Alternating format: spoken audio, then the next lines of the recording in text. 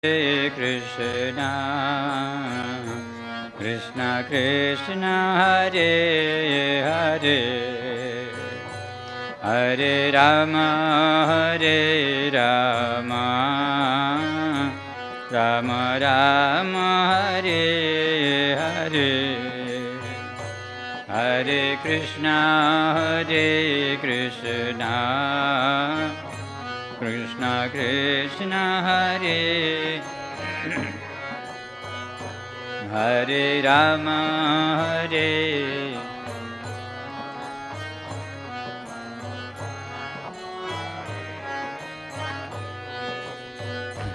Hare Krishna, Hare Krishna, Krishna Krishna, Hare Hare, Hare Rama, Hare Rama, Rama Rama, Hare Hare, Hare Krishna, Hare Krishna,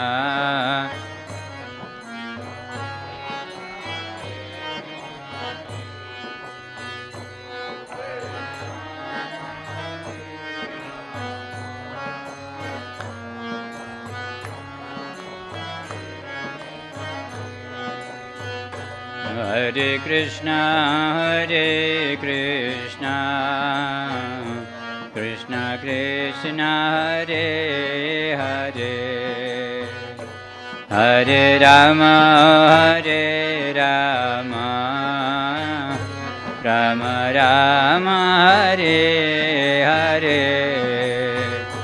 Hare Krishna, Hare Krishna, Krishna Krishna, Hare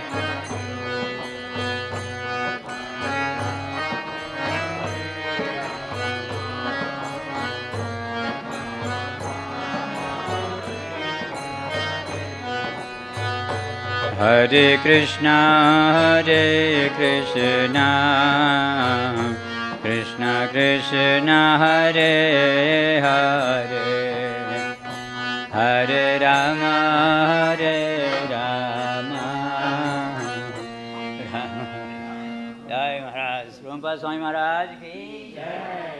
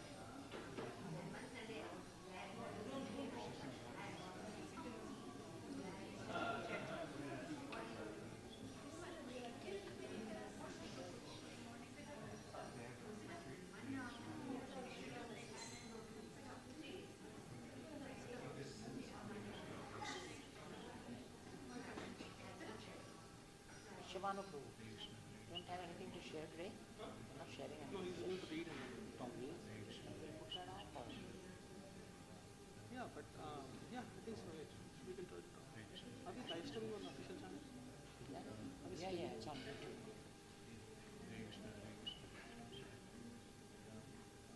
You want the link?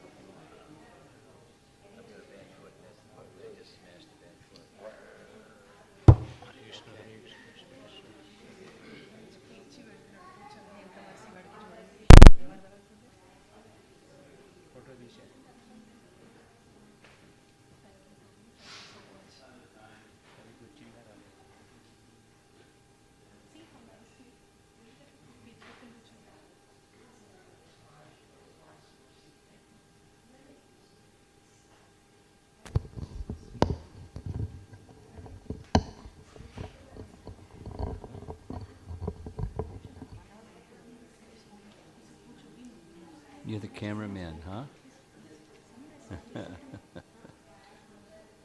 Somebody asked me if I could send them a recording. So you give him a link for the recording. Okay. And the devotee is issuing a kavacha. He wants a recording. Okay, go for it.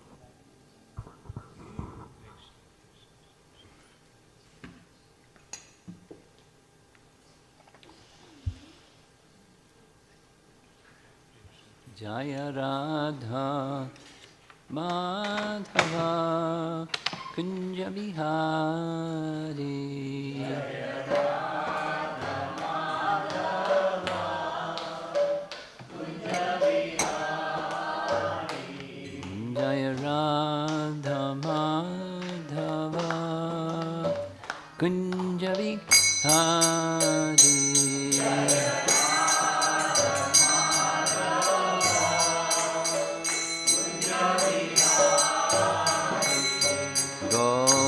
Jana Vallabha Girivardhari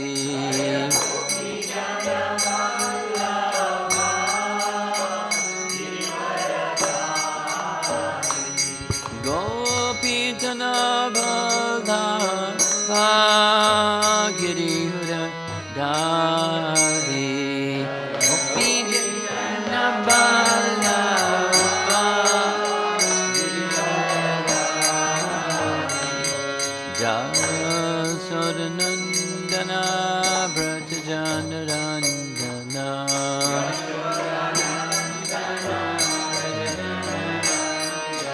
Jasodanandana Brajajanarandana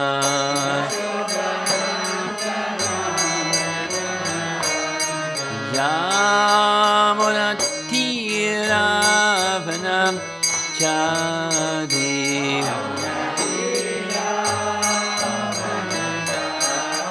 Yamunatiravanam Chadi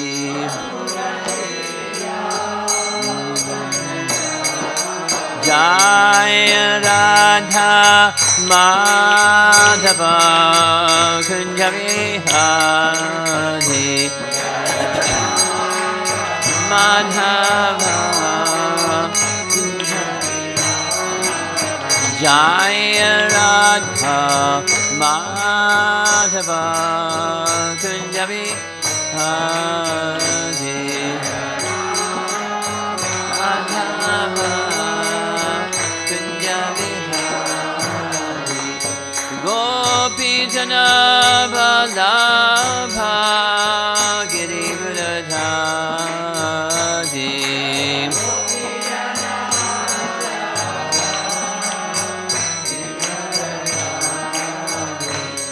Gopi Jana Vallabha Girivardhari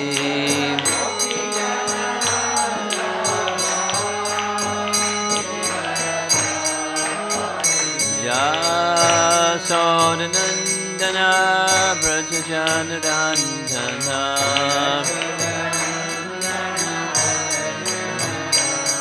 Jasodanandana Brajajanarandana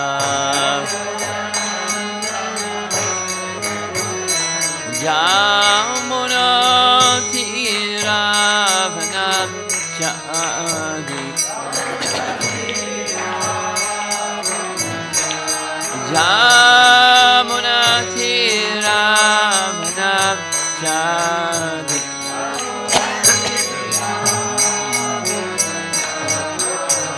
Jaya Radha Madhava Kunja Bihari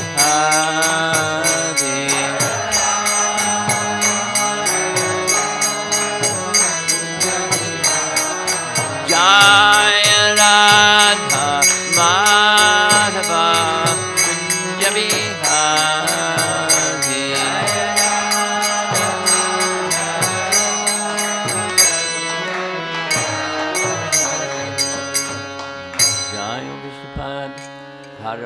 Vyasa Parivijagacharya Astatara Satasi Srimad His Divine Grace is Bhaktivedanta Swami Srila Prabhupada Ki Jai Ananta Koti Vaishnava Vrinda Ki Gaura Premanandi.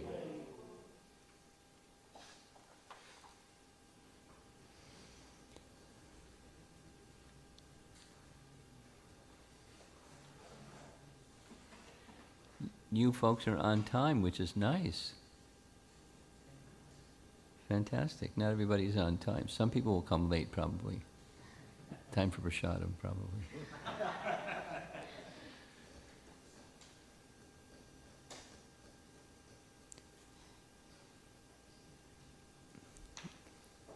The topic is a wonderful topic, the importance of deity worship. And there are many things to say, but I'll be honest with you. I had a very difficult time today. And so I wished to be prepared, and I didn't prepare because of the difficult time today. And I won't go into round and around and around and around and around, but it was difficult. Well, I flew Delta Airlines from Gainesville to Atlanta. And when I went to get my luggage, I got on the wrong train. So I went all the way to the end to find out, no, it's at the other end. And by the time I got to the other end, all the luggage was gone. So I went to the guy at the counter and, where's my luggage? And he said, you go over to that place, but I've never seen this before, but one of your luggages went to domestic and the other one of your luggages went to international luggage. And then at the domestic, they confirmed, yes, it's an international. Here's how you get there. So I went there. Your luggage isn't here, it's over at domestic. And sure enough, it was over at domestic. But the time that I had thought I would prepare was taken by chasing a dog chasing his tail. So it was, I'm not prepared the way that I wanted to be, but here I am. I came on time, unprepared. But the topic is so easy, it's easy to say ABC. And then what I would like to do is, in a couple of days, 2-3 days, send Shambhihari a little document that has extracts from writings from our founder Acharya. I'm going to read a few, and then so you can read what our founder Acharya has to say, and Rupa Goswami has to say, and Jiva Goswami has to say on the topic. How's that? For someone that's unprepared, that's not bad.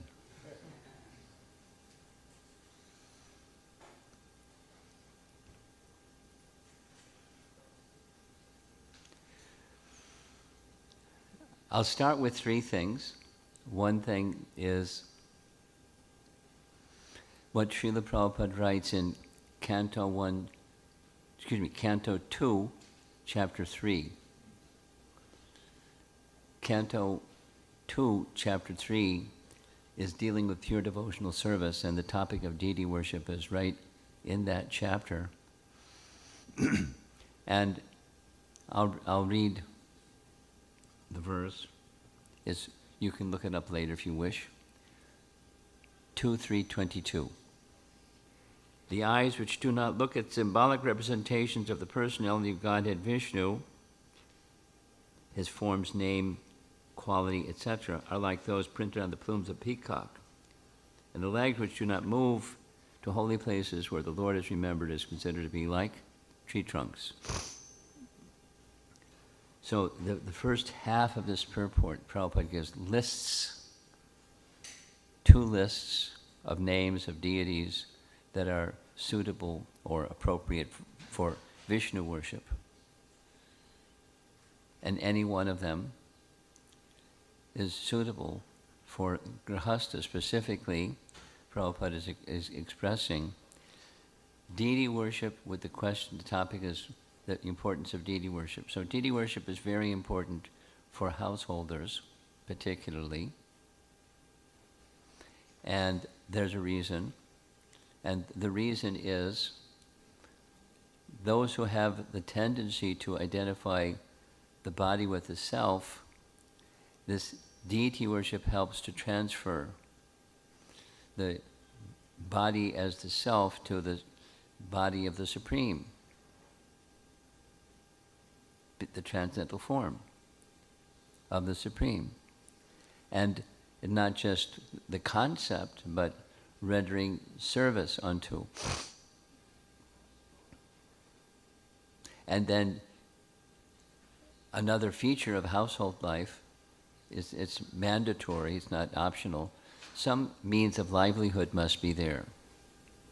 And one of the duties of a grihasta who is earning some livelihood is to be charitable. Now, charitable to Brahmanas and Vaishnavas and charitable to the deity. One offers what one has, some portion of what one has, to the deity. And ornaments and flowers and paraphernalia and miscellaneous things, festivals, gorgeously decorated. This is what's in the purport. It was 3:2-3:22. I'm simplifying because of circumstance. Well, it's very nicely written.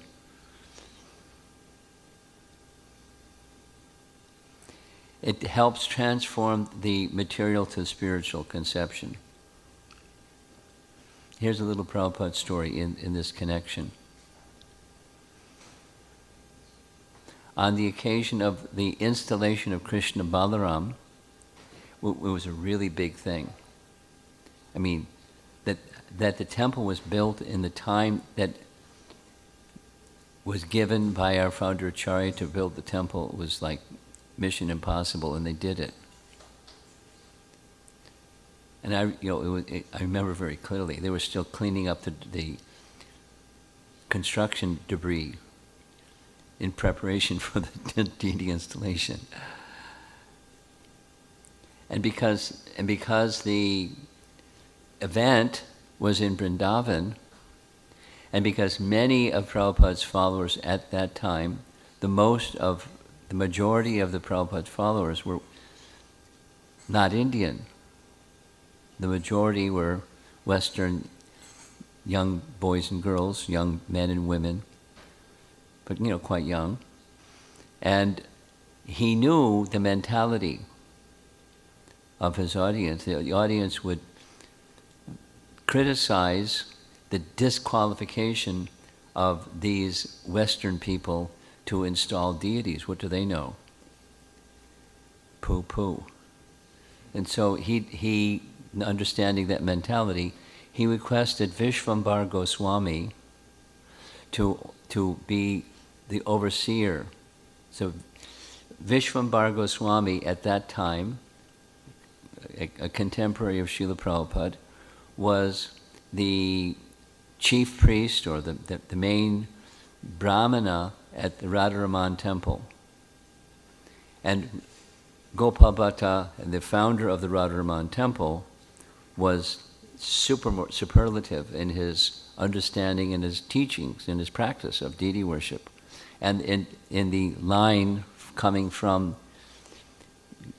the disciplic succession was Vishvambar Goswami, and he had great affection for Prabhupada and vice versa. So Vishvambar was recognized by all the learned persons and the brahmanas and the pandas and the thises and that's.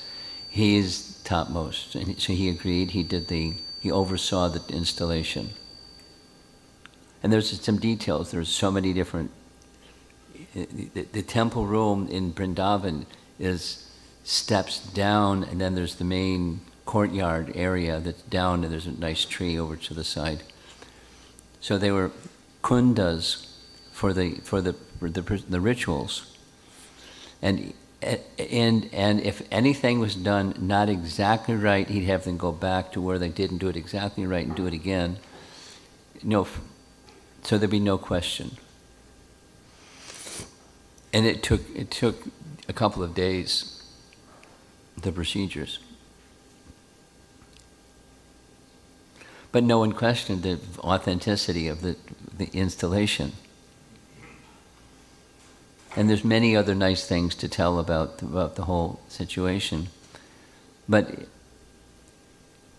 the prominent wasn't just a temple, but a temple with deities, and Krishna Balaram in the center. Radhashama Sundar, beautiful Radhashama Sundar, very beautiful Gaura-Nitai. And I'm going to get to the punchline of why I'm telling you this story in a moment, but Prabhupada, for the actual arti, Prabhupada performed the arti for Krishna Balaram. And I'll tell you,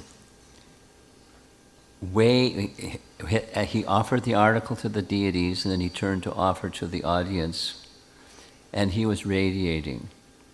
I mean, the altar was lit up because he was lit up. His body was glowing and radiating. I don't know how to describe it. Waves of ecstasy that he was experiencing and just distributing it, like as the article was being offered to the audience. And after the arti, nice kirtan continued for some time, and then Prabhupada went to the Vyasasana, first lecture on his Vyasasana, and he said something that I was a little surprised by. He said, everybody knows that these deities were carved in Jaipur by a well-known Murtiwala. And many people may think the deity is made of stone. But we should understand, now that this installation has taken place, the deity is not stone. The deity is Krishna and Balaram. So very strong. And the way that Prabhupada would speak, it was like, yeah. And the way that he was worshipping Krishna Balaram, it was also very clear.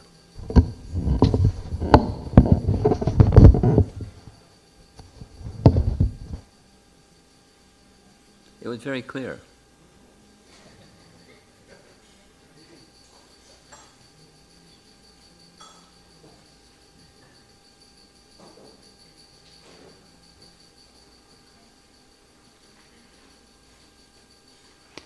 The process of deity worship has procedures, and the procedures are, even if there is discrepancy in procedure, because it's the age of Kali, the effectiveness of the deity worship is not all the procedures, you cross all the T's and dot all the I's and the bell rings and you have done nice deity worship. It should be done procedurally as best as possible, but it's Kali Yuga and we're not so qualified, most of us, in Kali Yuga folks, not just this nationality or that nationality, we're not so qualified. And therefore when Prabhupada, here's another important detail about deity worship, he indicated for his followers two most important things. You all know what those important things are. Cleanliness and punctuality. When it's time for arti. Ooh. And he wanted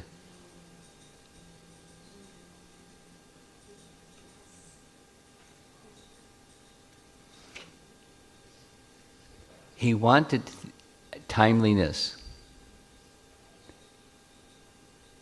Here's a little detail. It's not specific with deity worship, but one of the procedures that Prabhupada liked was there in the Krishna Balaram temple. There was a large brass bell, and on the hour, depending upon the hour, 1 ring, 2 rings, 3 rings, and then up till 12, and then back to 1 o'clock. So class was, Prabhupada commonly gave class starting at 7:30 promptly, and then at 8 o'clock you'd hear the bell ring, the big heavy brass bell.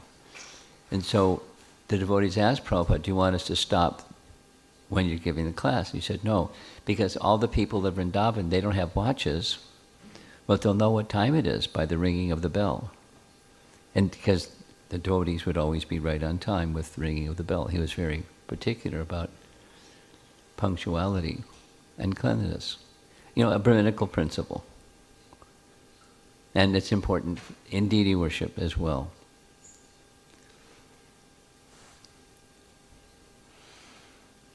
Another point about the importance of deity worship is the very principle of bhakti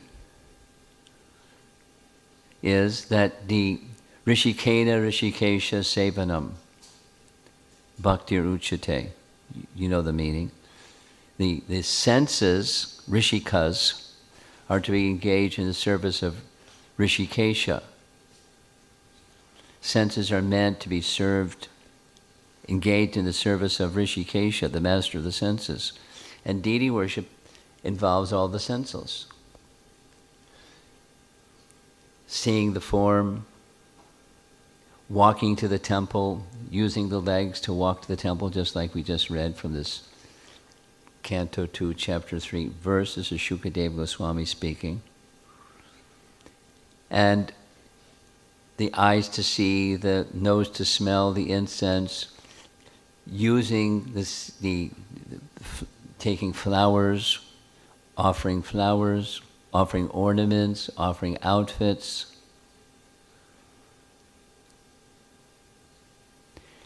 It's an absorption. When deity worship is done with genuine bhakti, and that's what it's meant for, is to engaging the senses in the service of the master of the senses, is to nurture bhakti. I'll tell another little story. About 2 weeks ago I was in Detroit, and I met this teenage boy, and he was one of those teenage boys that was super enthusiastic and super talkative and really into deity worship. And he was describing how he had just come from Vrindavan. He was invited, I mentioned the name Vishwambar Goswami. Vishwambar Goswami had a son whose name was Padmanabha Goswami, and he's also a great appreciator of Iskcon. And Padmanabha Goswami personally invited this teenage boy to come and spend a month living in the ashram of the Radharaman temple, because this young boy was very gifted at making outfits for the deities. And he showed me photos. I made this outfit, I made that outfit. And if any of you go online at some point in time, check it out. Radharaman is really dapper dresser. He's really spiffy. And they are into it on different festivals. Whew.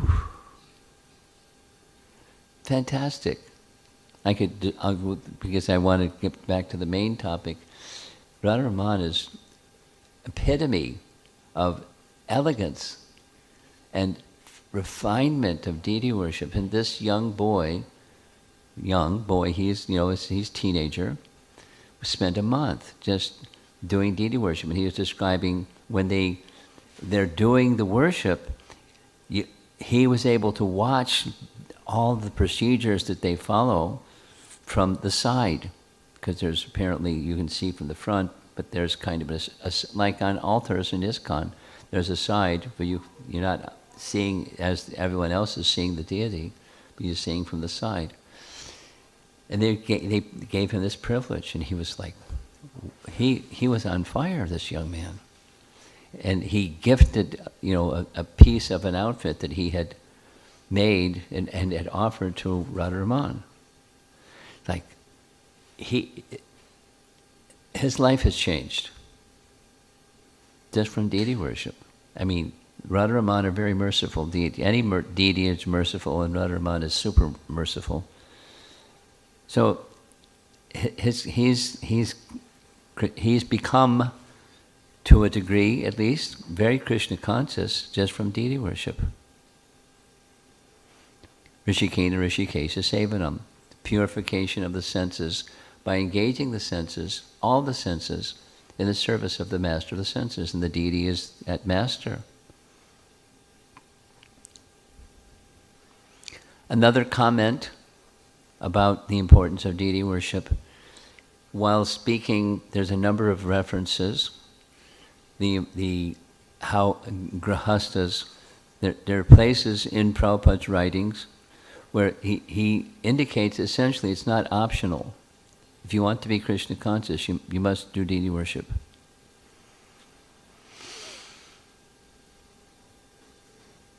No, he didn't say that commonly, but it's a statement that he makes right in his books. It's mandatory. There are 5. Rupa Goswami has given 64 items of devotional service, and there's 5 that are most important, and one of them is deity worship. Most important. Importance is among the 5 most important items of deity of bhakti, deity worship. And therefore, it's not just for neophytes; it's for everyone. For example, many of you know already, but we'll say it anyways.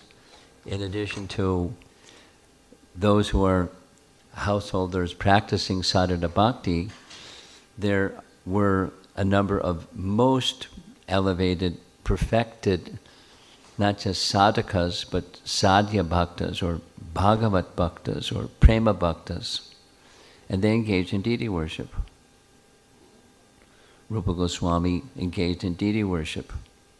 Jiva Goswami engaged in deity worship. Sanatana Goswami engaged in deity worship. They all, Gopal Bhatta Goswami engaged in deity worship. Primarily, Raghanath Bhatta Goswami, his worship was reciting Srimad Bhagavatam. And that's sufficient. There's no indication that I'm aware of, at least, of deity worship that he engaged in. So while that statement is mandatory for someone to become Krishna conscious, it means that's the rule, then there's the exception to the rule. And how Raghanath Bhatta Goswami engaged himself with Srimad Bhagavatam is that the Bhagavatam was his deity.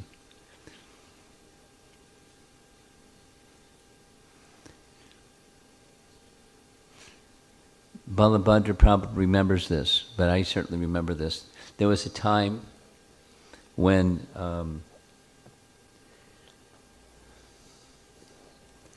there was such emphasis given by Srila Prabhupada, for good reason, to disseminate the teachings of bhakti widely. He was emphasizing book distribution. And so many devotees got into it. And one of the ways that they got into it was, one of the ways that I was involved in it directly was we had vans, and we just loaded up the vans with books. And we put so many books in the van, there was no room for people. And we were into being really frugal, so we slept on top of the books until the books went down, and then they sent an air container that filled up the van, and there was no room for the devotees anymore. So we slept on we didn't get motel rooms or anything. We just slept on the books, or slept in the van, or in tents, depending on the season. And then the question came, should we have deities? Because emphasis also in deity worship, and how deity worship is important. And Prabhupada's answer was, The books are your deity. So we took that to heart, and of course, you don't sleep on your deity, but we were being frugal. And bathing, using empty milk cartons and dumping cold water on your head in the field in the early morning before everybody's up, and it was brahmacharya life in those days was fun, very very different than today. But so focused on hearing and chanting, as well as deity worship, a strong emphasis. Now there's you see 3 other books here, and because I was not prepared, I was riding in the car from the airport after I finally got my other bag that wasn't at the international books or baggage claim. It was back in domestic. I had to go back to domestic so anyway. So I called the Sringa Kavacha. And Nrsimha Kavacha is the global deity worship minister. It's an important service. He's very dedicated, and I thought he would be prepared. And he more than prepared. He sent me something like 12 PDF files, but that he uses when he's speaking on the topic of deity worship. So I could just forward those to you. It's his PDFs. Or I was thinking to keep it simpler, I would just extract some, because some of the purports are quite long. I'm going to read a quite long one, or part of a quite long one.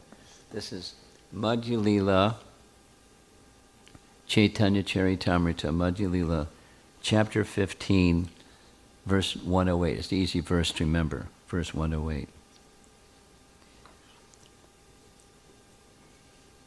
And the main message is the chanting of the holy name, but then in this 8-page purport, which I'm not going to read because it's so long, 6-page purport, he quotes Jiva Goswami. Now, some of you know Jiva Goswami, some of you may not know Jiva Goswami. He's the youngest of the 6 Goswamis of Vrindavan. He survived the other 5, so he then became the Acharya for the next in line, following his 2 uncles, Rupa and Sanatan.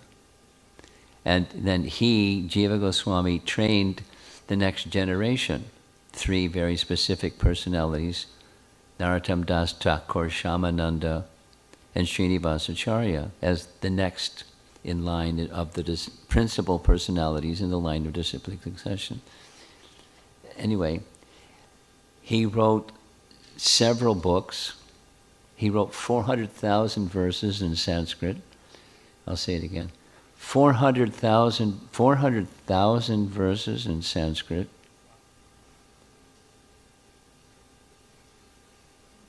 And details and details and details and details and details.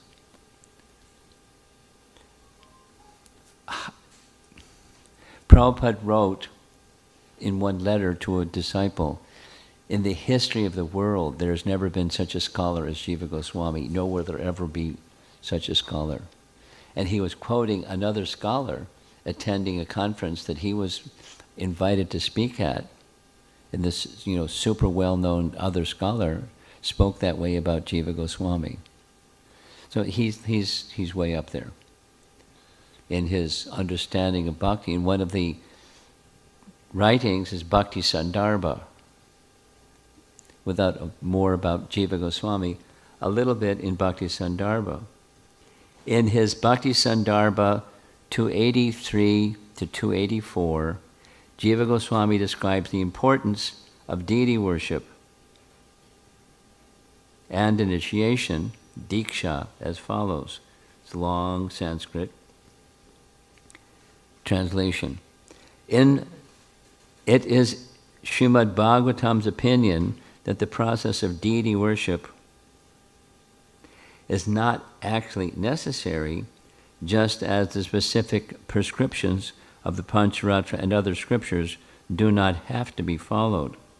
The Bhagavatam enjoins that even without practicing deity worship, one can achieve complete success of human life by any other devotional processes, such as simply offering oneself at the lotus feet of the Lord for his protection.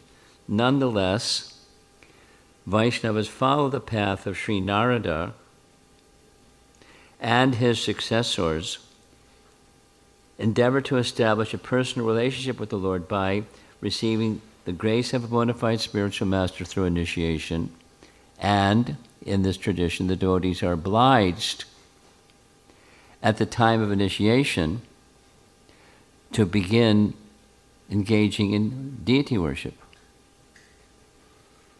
Now, then, of course, it sounds contradictory. It's not needed, then it's needed. It's obligatory.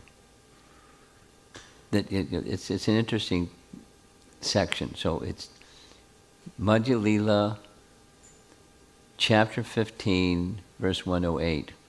I'll send that PDF file. It's just so people that don't have a Chaitanya Charitamrita set at their home, they can read it. Although deity worship is not essential, the material conditioning of most candidates for devotional service requires that they engage in this activity. This is Jiva Goswami's writing being translated. When we consider their bodily and mental conditions, we find that the character of such candidates is impure, and their minds are agitated. Therefore, to rectify this material conditioning, the great sage Narada and others have at different times recommended various kinds of regulations for deity worship. And it goes on. So it's not optional. For one who has received Diksha. That is, mantra Diksha goes with deity worship.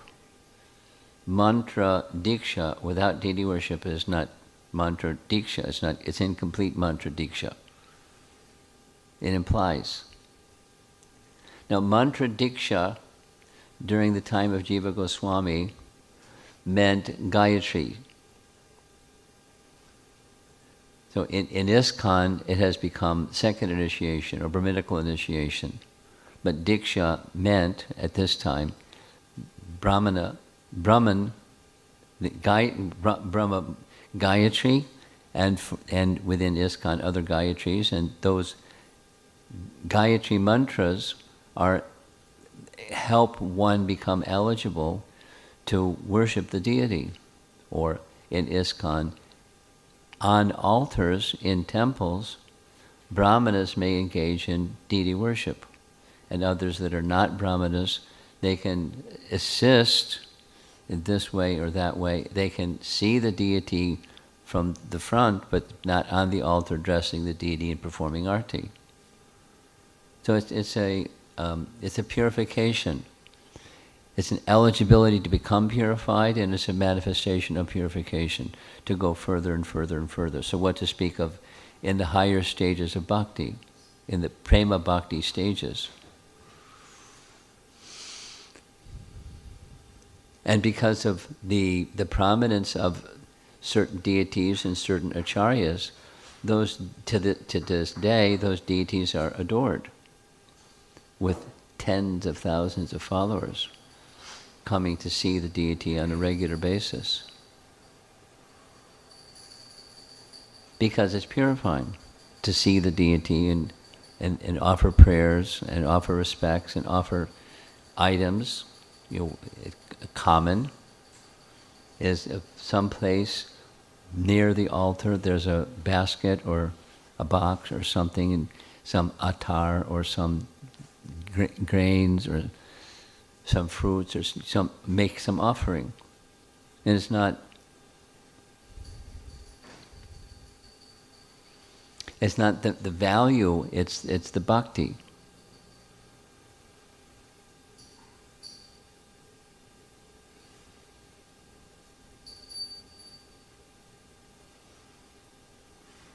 So there's much more to say, and I'm going to tell a little story and end. Here's a little story.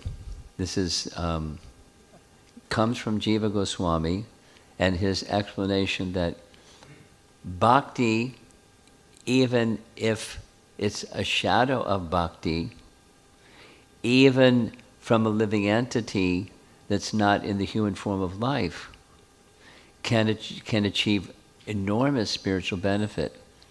And he makes that declaration. He gives several historical references from the scriptures. One of them is from Vishnu Dharma Purana.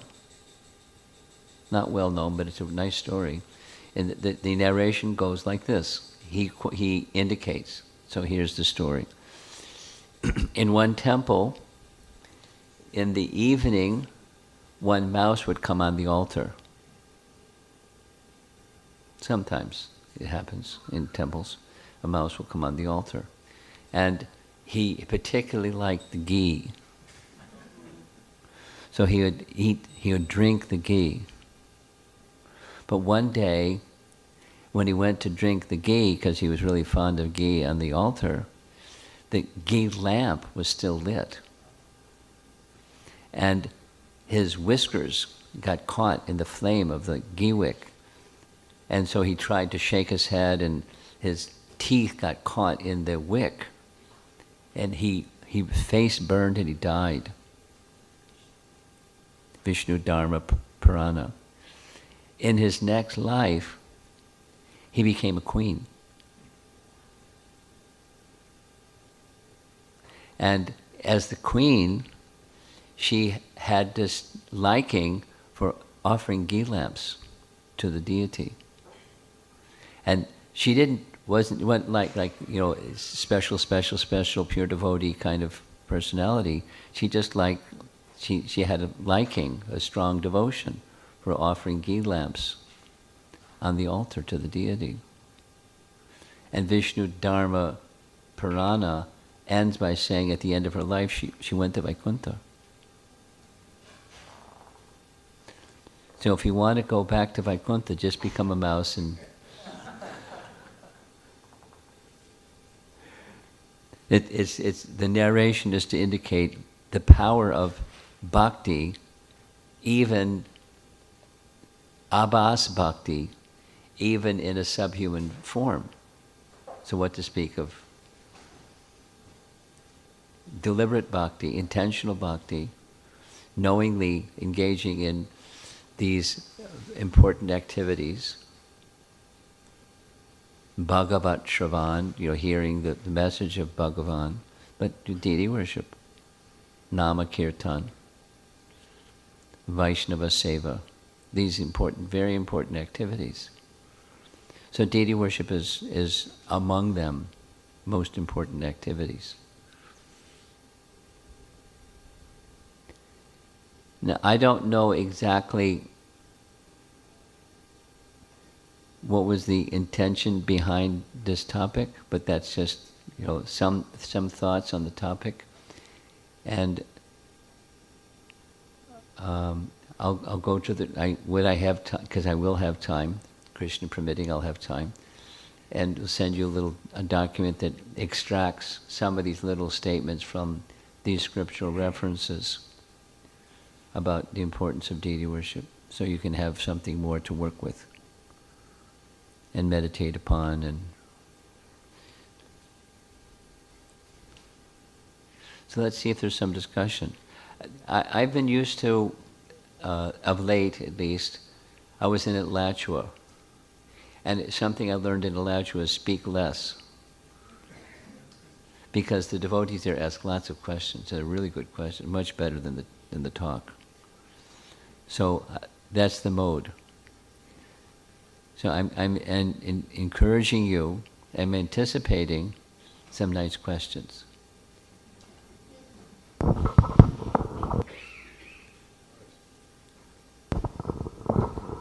You mentioned two important aspects, cleanliness and punctuality. Yeah.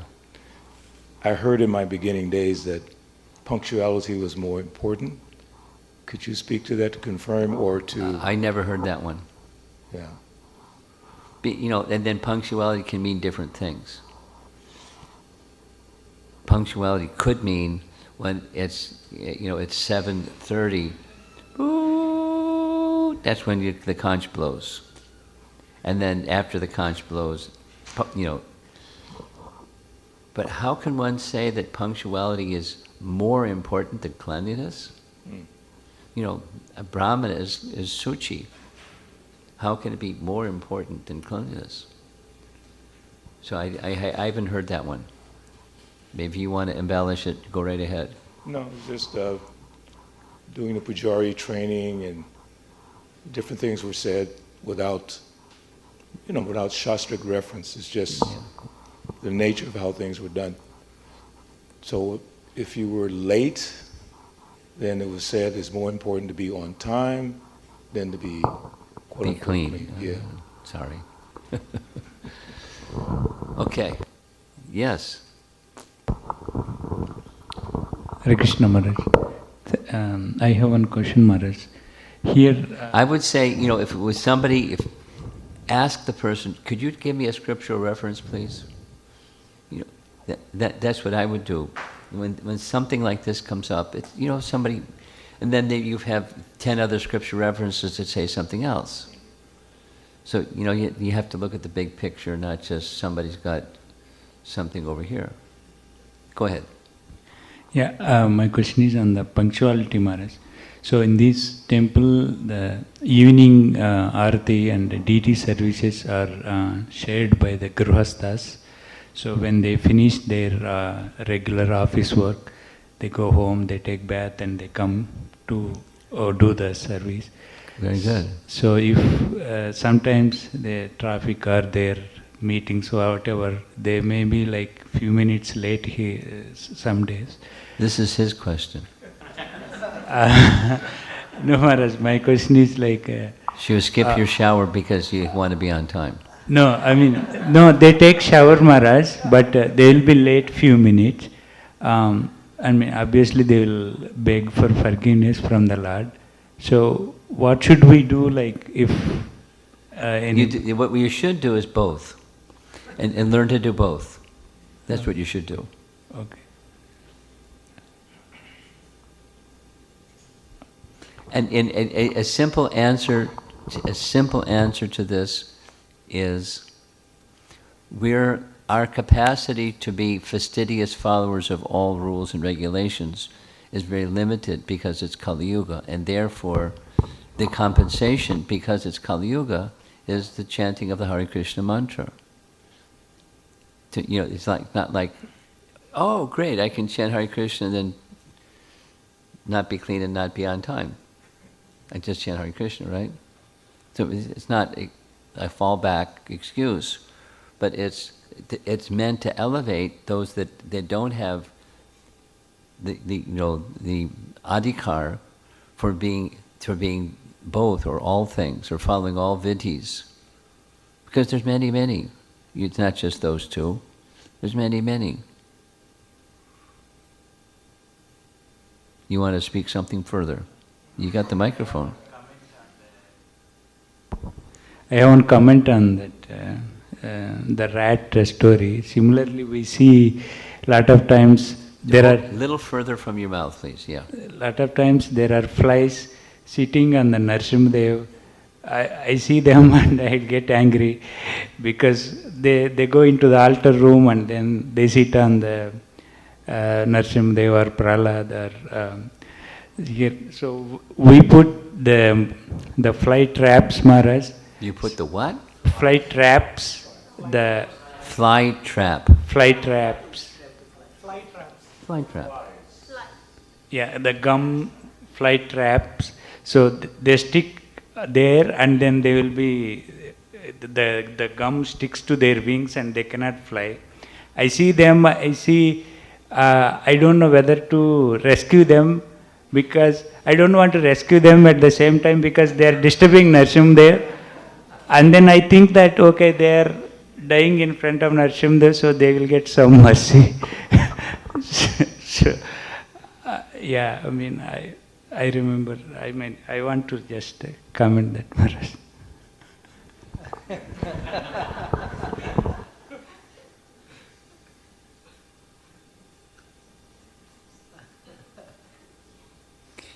don't think I should comment.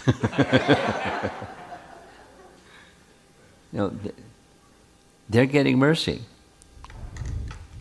And we want cleanliness. So one of the best ways to reduce a problem like that is cleanliness.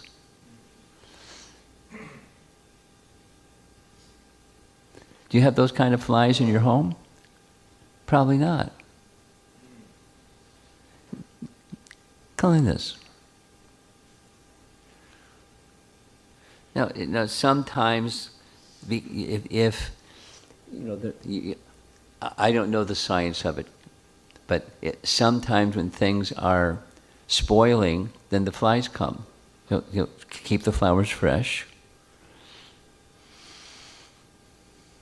You without taking lives unnecessarily, you do what you need to do in order to reduce some difficulty like that. And be very reluctant, not just like remove the fly from the sticky paper and because he may disturb the Shingadev. Just keep cleanliness and keep things clean and fresh. And it doesn't invite lower life form creatures to come and do what they do when it's the cleanliness is not maintained. That's my thought. I don't know exactly how it works, but that's my thought. Someone else?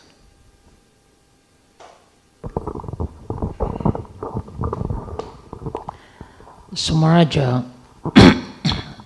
this is not really a complaint, but many devotees, they take second initiation, but they don't really take deity worship as a priority. They treat it as an option that when they can, when they're available, at their convenience, they'll do deity worship. So, can you speak to that? Is that acceptable, or is it... because you just, if I remember, you just said that their mantra is not complete until they do deity worship, right? Well, I just read what Jiva Goswami expressed. Should I read it again? And if you want ammunition, you got it.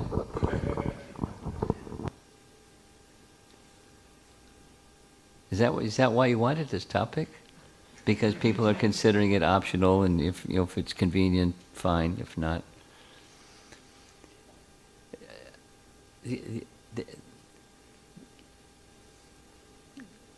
Krishna Bhakti is available for everyone. And so one need not worship deity, and the full purification may not come to that person who, if it's convenient. We don't do things, one who's on the path of Shuddha Bhakti doesn't do things because it's convenient. No, it's natural. Supposing, I know some people, you probably do too, they're between their family with children, depending upon the age of the children, and their occupation, and the various duties that they have, they really just don't have time. So one might argue, one might put forward the policy, then don't accept second initiation, please. Or don't, because why? Is it a feather in your cap because all the other kids are in the block are doing it, so I want a hula hoop too. It's fashionable. That's what you're supposed to do. If you're a quote good devotee, and I want to be considered a good devotee, so I want second initiation, but I don't want to really. So I would recommend. Your question is it okay?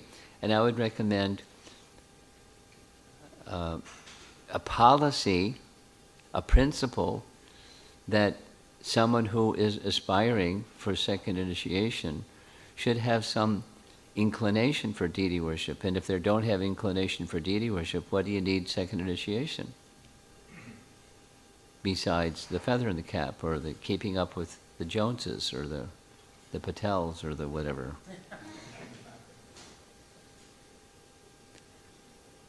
There's a purpose. So now there are brahmanas that are much more inclined in Shravanam Kirtanam than in Archanam.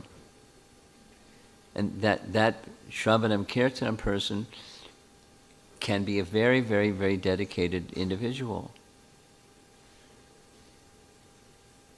and not be so inclined. I mean, just like this little example that I gave you of being a young brahmachari, and second initiated, but we didn't have deity worship, and Prabhupada authorized the books are your deity. I mean, it was very clear. It was in writing, and we lived by it. The book, we worshipped the book. It was our life, as the deity may be the life of somebody that does deity worship. So, I'm giving you a range of answers or responses, and there may very well be a standard for this center or some center. I know 2 centers that it's a requirement. If someone is aspiring, they'd like to get a letter of recommendation for second initiation. There's some procedures they must follow, or they don't get recommendation for second initiation. That different places it's different things. And then once that second initiation comes, it's with the understanding, or it's an explicit requirement, it's some deity worship. But if there's some preliminary preparation, they like, and they find the time, even busy people. Whether it's convenient or not convenient, they're, once a week or whatever the local situation requires, they do. For purification. And then the standard of that organization or community of devotees over time becomes a better standard, because they understand the importance of, and they have the purification from engaging in deity worship. So it's more, my response is it's more a matter of policy than is it okay. It's teaching and how a leader in a location wants to grow his community.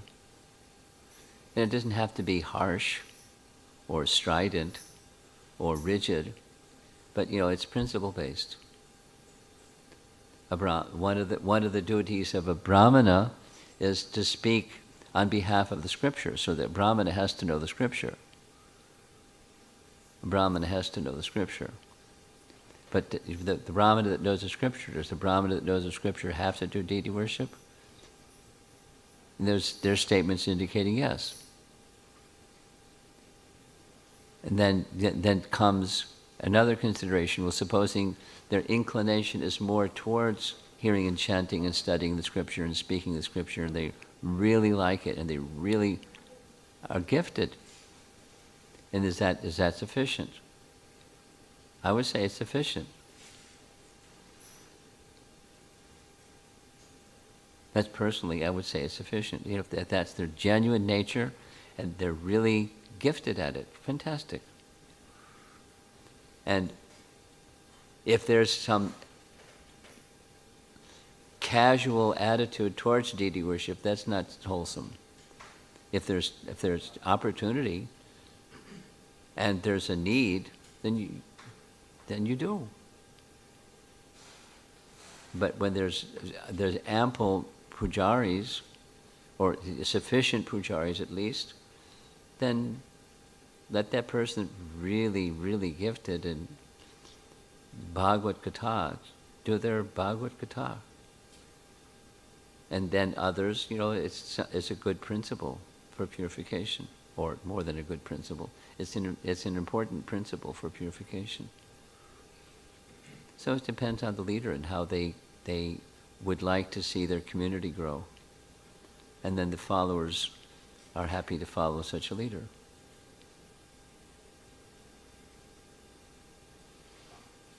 Long answer to a simple question. Go ahead.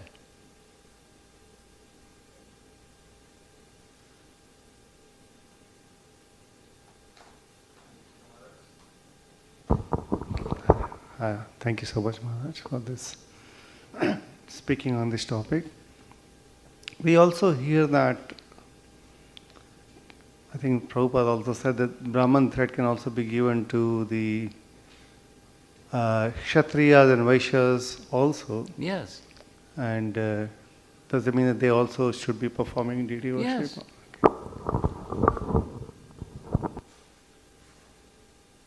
Because in the services, like, where I'm coming from, it's a big temple, and there is farm, there are cows, so many services to do. Yeah. So not everyone is able to do deity worship. What purification? That's the principle. Rishikena Rishikesha Sevanam. You're going to do this service, that service, the other service. Ensure, please, that you also have senses that are progressively becoming more and more purified. And deity worship is a great way to ensure that.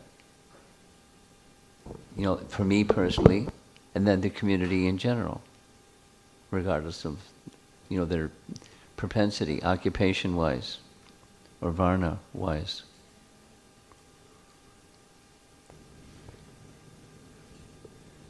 How we doing? Anything else? One more question, Maharaj. One more. Is cooking for deities also considered as deity Of worship? course. How could it not be? Why are you asking that question? Yeah, that's clarifying, because this archana is not. Archana also includes cooking. But it's an essential part of the worship of the deity, includes making offerings. So the offerings are prepared. The offerings can be very simple, but they can be elaborate. But there's the cooking part that goes into the deity worship.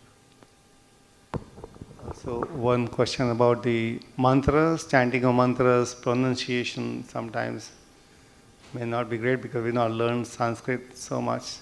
So that's something we should be working on, our pronunciation of the mantras when you're offering deity worship.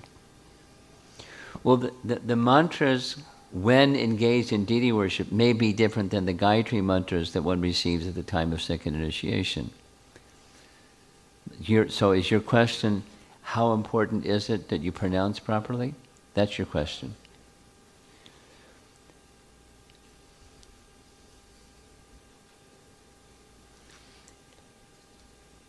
It's important, but it's not a 10, but it's not a 0.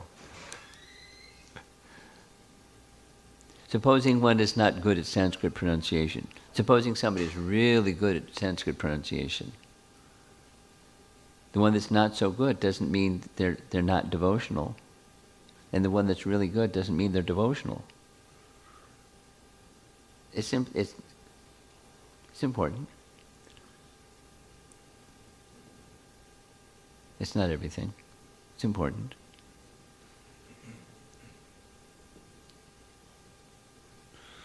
And especially, it becomes more important for someone, it's kind of transcendently important for someone that's meditating carefully on the meaning. Because when you're meditating on the meaning, the word, when you become a little familiar with Sanskrit, different words can mean very different things depending upon whether it's a elongated vowel or a short vowel. So pronunciation becomes important because it has very different meaning. For example. Yes.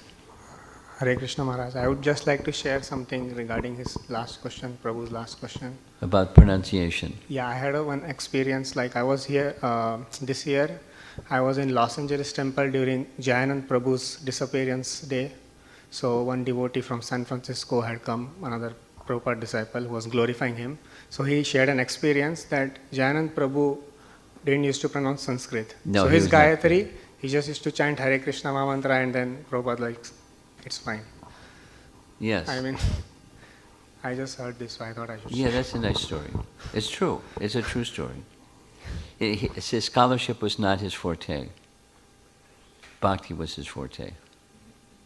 And serving in devotion was his forte. You being around him, you could feel it. He didn't even have to speak. You could feel it. It was just his personality. Very strong. Okay. Well, nice to have some time with all of you this evening at this new center. And I'm sure you're having upcoming festivals. I'm sure you're planning Balaram Jayanti and so forth. Krishna Janmashtami and Julan Yatra. Today's the first day of Julan Yatra. That's where this lady was doing what she was doing. Okay. Srila Prabhupada ki jai.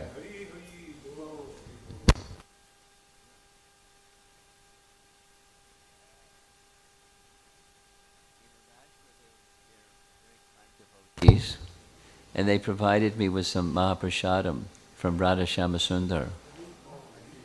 So I plan to walk around and just put your right hand out. Some magic is going to happen.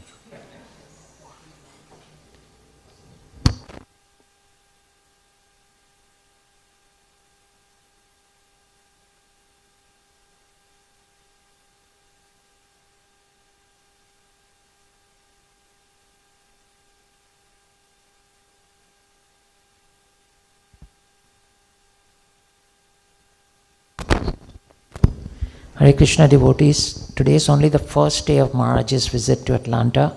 We have a whole next 3 days of wonderful programs. You all must have received the flyer on your chat, on the chat group. Also, Maharaj will be giving Bhagavatam classes at 7:30 a.m. on Tuesday, Wednesday and Thursday. If you all can come, it will be really nice.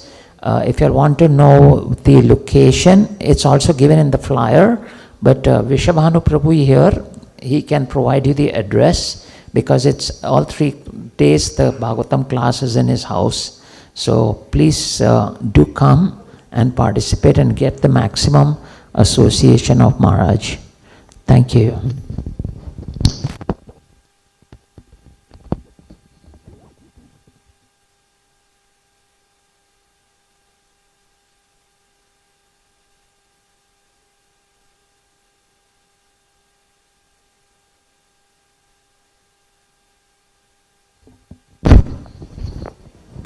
Also devotees, today is the first day of Jhulan Yatra and we have the opportunity here for all of you to come and participate and swing Shri Radha and Krishna on this beautiful day.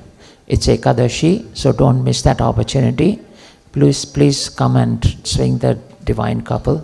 And they'll be here all the next 4 days up to Balaram Jayanti. So you can come every day in the evening and serve them. Hare Krishna.